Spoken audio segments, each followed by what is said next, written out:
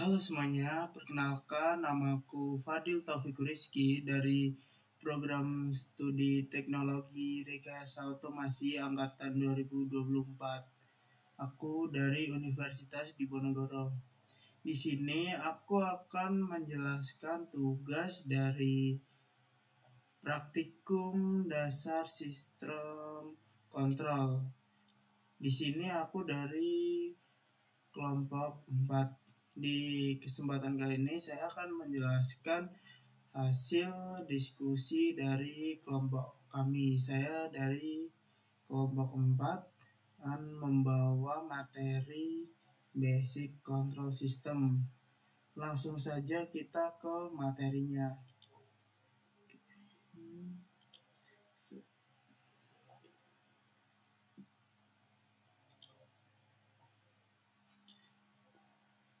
Apa sih itu sistem kontrol?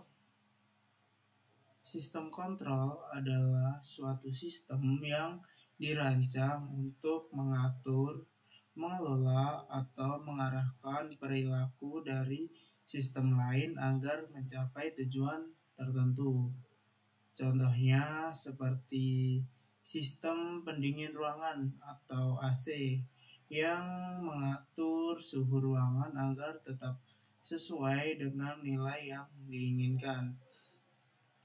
Lalu selanjutnya ada feedback atau umpan balik. Dalam sistem kontrol adalah proses di mana keluaran atau output dari suatu sistem diukur, kemudian dibandingkan dengan masukan acuan, input, referensi, atau set point. Dan hasil perbandingan ini digunakan untuk mengatur atau memperbaiki kerja sistem agar output sesuai dengan apa yang diinginkan. Seperti jika terdapat perbedaan atau error, hasil perbandingan ini digunakan untuk mengatur atau memperbaiki kinerja sistem. Tujuannya agar output sistem tetap sesuai dengan yang diharapkan. Contohnya seperti termostat pada AC mengukur suhu ruangan. Jika suhu ruangan berbeda dari yang diatur, maka AC akan menyalakan atau mematikan pendingin. Seperti itu. Lalu selanjutnya PID controller.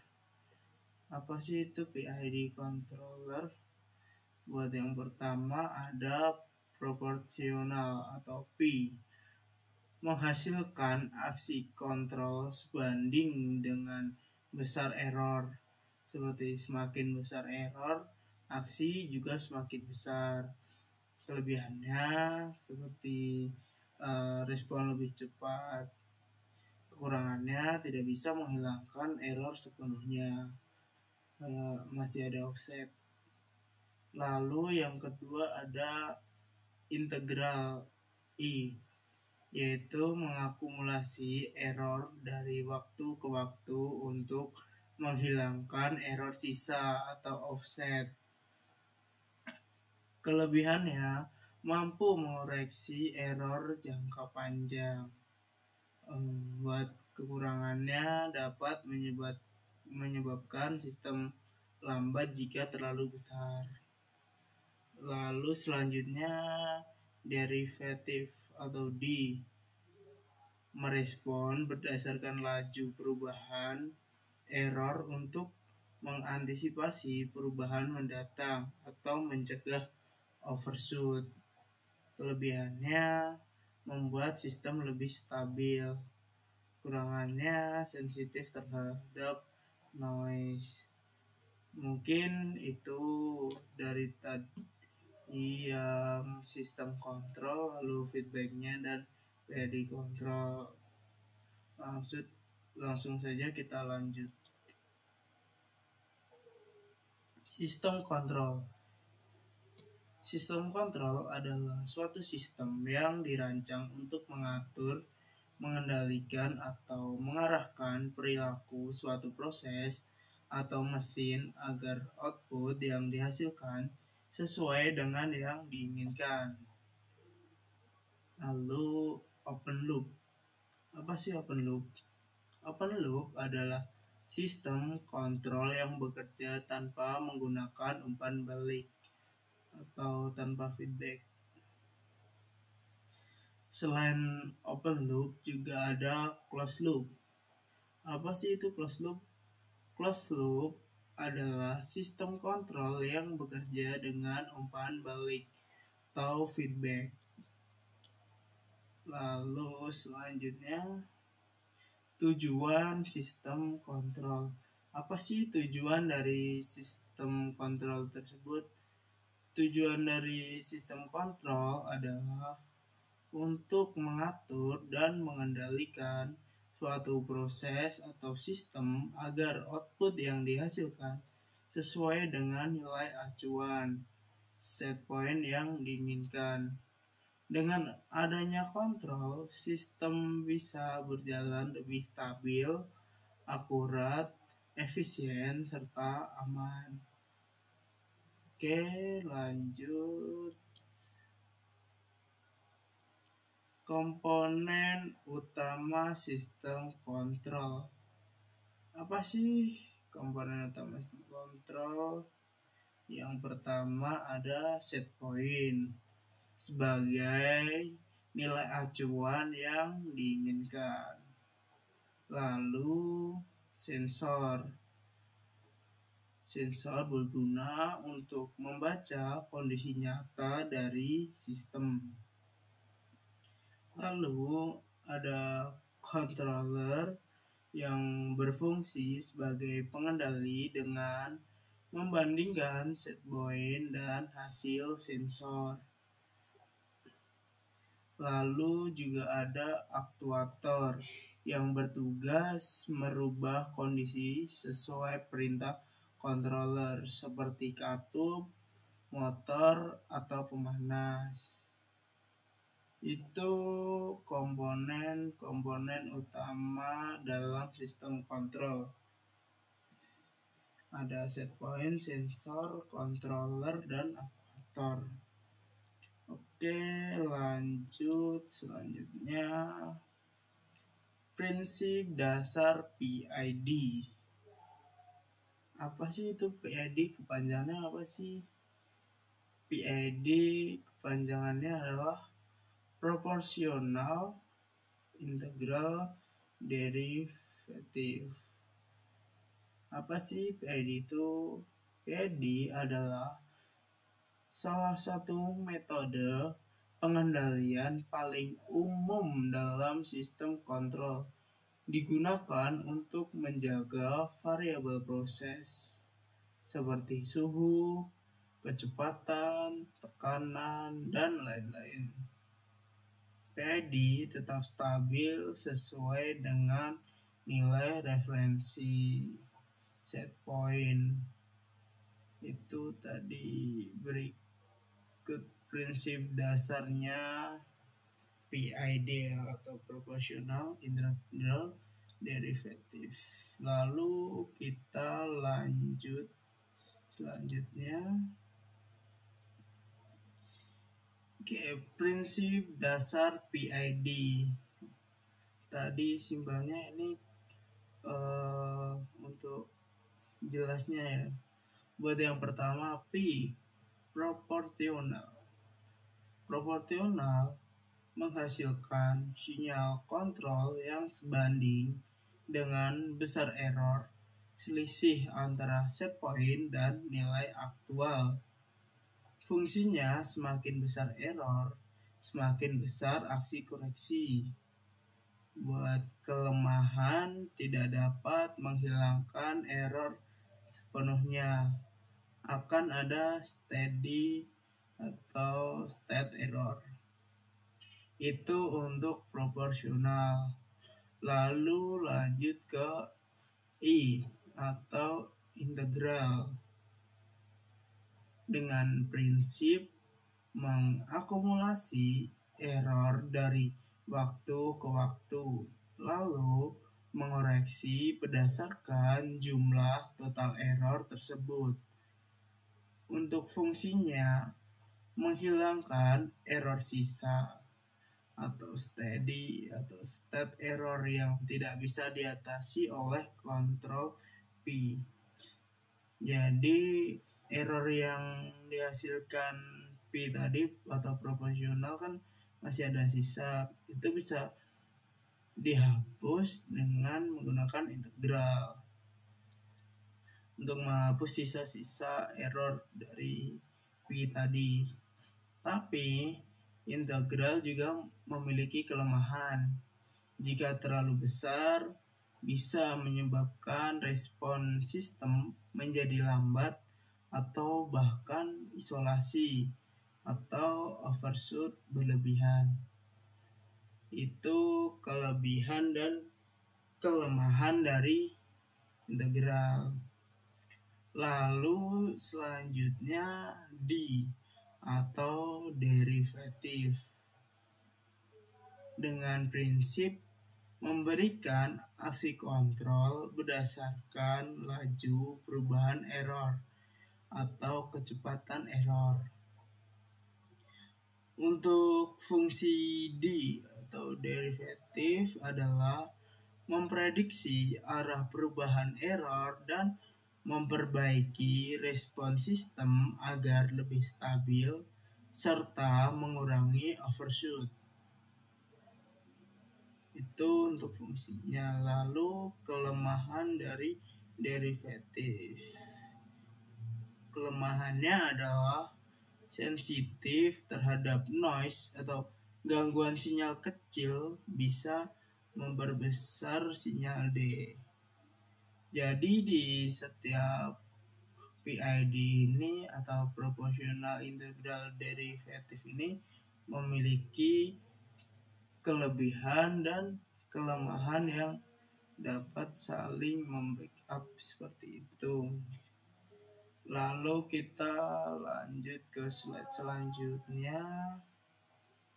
Oke, contoh sederhana sistem kontrol. Salah satu contoh sederhana sistem kontrol adalah pengatur suhu pada pemanas ruangan atau heater. Itu sering ada ya di ruangan-ruangan. Misalnya, ruangan selalu berada pada suhu 25 derajat Celcius. Sensor suhu mengukur suhu aktual ruangan dan membandingkannya dengan set point 25 derajat Celcius. Perbedaan antara suhu aktual dan set point disebut error. Dan sistem kontrol akan menyesuaikan daya panas untuk mengurangi error tersebut. Jadi itu contoh sederhana dari sistem kontrol. Lalu selanjutnya untuk kontrol P atau proporsional. Ini untuk fungsinya ya. Jika suhu ruangan jauh di bawah 25 derajat Celcius, pemanas bekerja lebih kuat. Jika mendekati 25 derajat Celcius, pemanas bekerja lebih lemah. Jadi ini kontrol P atau proporsional pada sistem kontrol pengatur suhu pemanas ruangan atau heater. Untuk fungsi kontrol P selebihnya seperti itu. Lalu lanjut ke kontrol I atau integral. Jadi jika suatu suhu belum mencapai 25 derajat Celcius, meski pemanas sudah bekerja, kontrol I akan menambahkan koreksi secara bertahap sampai suhu tercapai. Itu fungsi dari kontrol I atau integral pada sistem kontrol pengatur suhu pemanas ruangan atau heater. Fungsi kontrol I atau integralnya seperti itu. Lalu kita Lanjut ke selanjutnya, kontrol D atau derivatif. Gimana sih cara kerja derivatif? Contohnya seperti jika suhu naik terlalu cepat mendekati 25 derajat Celcius, kontrol D akan memperlambat pemanas agar tidak terjadi overshoot. Itu fungsi derivatif pada sistem kontrol pengatur suhu pemanas ruangan atau heater.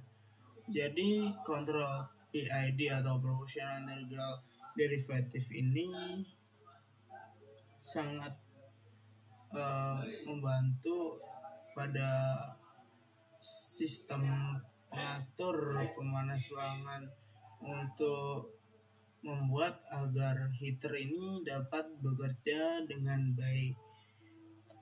Fungsi PID ini sangat berguna sekali. Lalu selanjutnya, contoh sederhana sistem kontrol.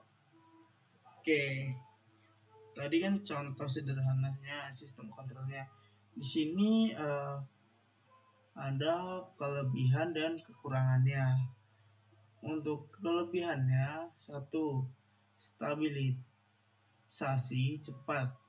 Sistem PID dapat menyesuaikan daya pemanas secara cepat, sehingga suhu ruangan mendekati set point dengan respon yang baik.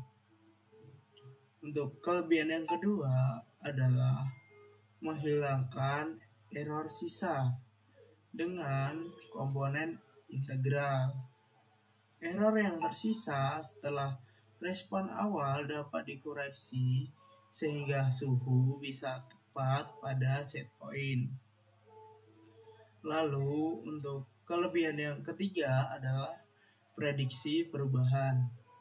Jadi komponen derivatif membantu mengantisipasi perubahan suhu sehingga mengurangi overshoot dan fluktuasi berlebihan. Lalu untuk kelebihan yang keempat adalah fleksibel, yaitu bisa digunakan pada berbagai sistem pengendalian selain suhu, seperti kecepatan motor, tekanan, atau level cairan. Jadi itu tadi 4 kelebihan dari sistem PID, yaitu stabilitas cepat, menghilangkan error sisa, lalu prediksi perubahan, dan fleksibel. Lalu kita lanjut ke kekurangannya. Di setiap kelebihan pasti ada kekurangan. Apa aja sih kekurangannya? Contohnya seperti 1. Sensitif terhadap noise. Komponen derivatif dapat bereaksi terhadap gangguan atau fluktuasi kecil pada sensor, sehingga menyebabkan respon tidak stabil. Itu untuk kekurangan yang pertama. Lalu contoh kekurangan yang kedua yaitu perlu penyetelan atau tuning. Apa sih itu? Seperti parameter PI dan D harus diatur dengan tepat agar sistem bekerja optimal. Atau penyetelan yang salah bisa menyebabkan osilasi atau lambatnya respon. Itu untuk kekurangan yang kedua. Lalu untuk yang ketiga ada kompleksitas lebih tinggi. Dibandingkan kontrol sederhana on-off, sistem PID ini lebih kompleks karena memerlukan sensor, algoritma, dan pemrosesan sinyal. Itu untuk kekurangan yang ketiga, yaitu kompleksitas lebih tinggi. Lalu untuk kekurangan selanjutnya atau kekurangan keempat adalah biaya lebih tinggi. Implementasi PID biasanya membutuhkan perangkat elektronik atau microcontroller sehingga lebih mahal dibandingkan kontrol manual atau on off. Itu untuk kekurangan yang baik. Mungkin itu kelebihan dan kekurangan pada sistem PID ya. Kelebihannya tadi ada stabilitas cepat, menghilangkan error sisa, lalu prediksi perubahan dan fleksibel. Lalu kekurangannya ada 4 juga, yaitu sensitif terhadap noise, lalu perlu penyetelan atau tuning, lalu juga kompleksitas lebih tinggi, dan yang keempat biaya lebih tinggi. Itu untuk kelebihan dan kekurangannya. Oke, kita lanjut. Otomasi. Apa sih itu otomasi? Otomasi adalah penerapan sistem kontrol otomatis untuk menjalankan suatu proses atau mesin tanpa banyak campur tangan manusia. Dalam otomasi, komponen seperti sensor, controller, dan aktuator bekerja bersama. Sensor membaca kondisi nyata. Controller membandingkan dengan set point. Lalu aktuator menyesuaikan proses agar output sesuai dengan yang diinginkan. Itu otomasi. Oke, lanjut. Dalam proses industri, satu, aplikasi. Setiap proses industri dapat berupa manufaktur yang menciptakan nilai fisik untuk menghasilkan barang atau produk sesuai spesifikasi atau utilitas yang memberikan layanan sesuai kebutuhan.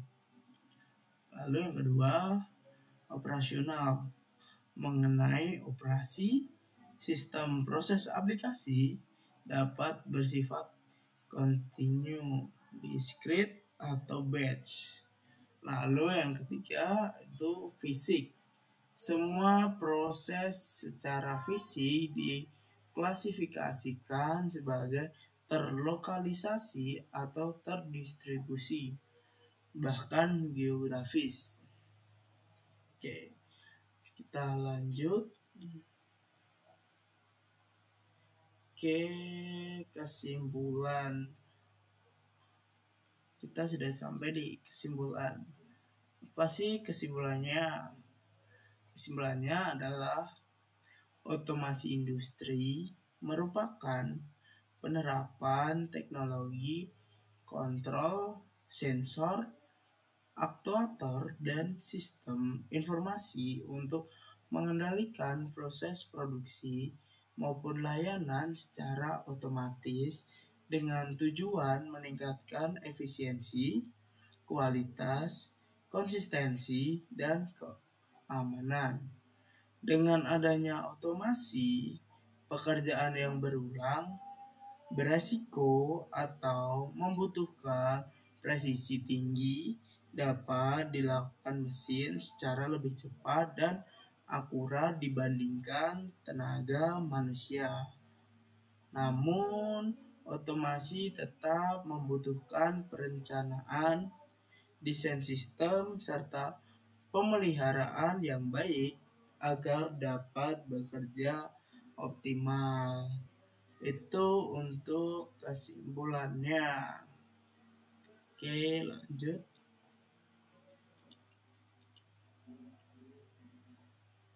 Oke.